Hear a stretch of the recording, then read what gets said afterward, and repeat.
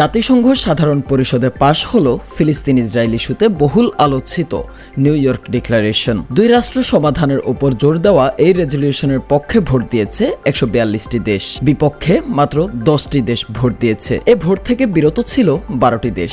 তবে এর কাজ কি? এর মাধ্যমে কি শান্তির নতুন দুয়ার খুলবে?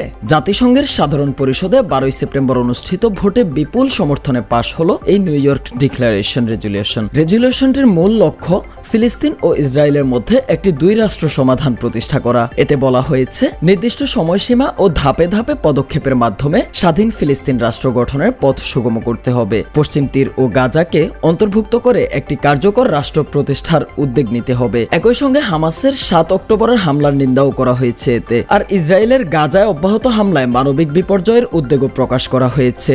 ফ্রান্স ও সৌদি আরবের যৌথ উদ্যোগে আনা এই রেজলিউশনটিকে সমর্থন দিয়েছে অধিকাংশ দেশ। তবে যুক্তরাষ্ট্র ও ইসরায়েল বলছে, এ ধরনের রেজলিউশন বাস্তবসম্মত নয় এবং শান্তি প্রক্রিয়াকে ব্যাহত করবে। অন্যদিকে আরব দেশগুলো ও ইউরোপের বেশিরভাগ রাষ্ট্র মনে করছে, আন্তর্জাতিক অঙ্গনে এটি একটি শক্তিশালী রাজনৈতিক বার্তা যা ফিলিস্তিন রাষ্ট্র গঠনে নতুন চাপ সৃষ্টি করবে। এই রেজলিউশনটি বাধ্যতামূলক না হলেও এটি একটি নৈতিক চাপ তৈরি করবে।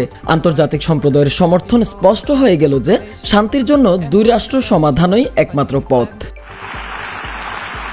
প্রশ্ন থেকেই যাচ্ছে, এই রেজলিউশনটি কার্যকরভাবে বাস্তবায়িত হবে কিনা। কারণ অতীতেও বহুবার ফিলিস্তিন ইসরায়েলের ইস্যুতে আন্তর্জাতিক প্রস্তাব এসেছে, কিন্তু মাঠ পর্যায়ে তার কোনো প্রতিফলন দেখা যায়নি। তবুও কূটনৈতিক মহল বলছে, এটি ফিলিস্তিনের স্বীকৃতি ও অধিকার রক্ষায় এক বড় কূটনৈতিক জয়। জাতিসংঘ সাধারণ পরিষদে পাশ হওয়া এই রেজলিউশন শান্তির বাস্তব সমাধানে কতটা কার্যকর হবে তা নির্ভর করবে দুপক্ষের রাজনৈতিক সদিচ্ছা এবং আন্তর্জাতিক সম্প্রদায়ের চাপের উপর।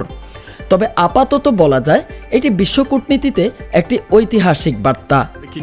মেহেদী হাসান বাপ্পি, ডেস্ক রিপোর্ট, তালাশ বিডি, ঢাকা।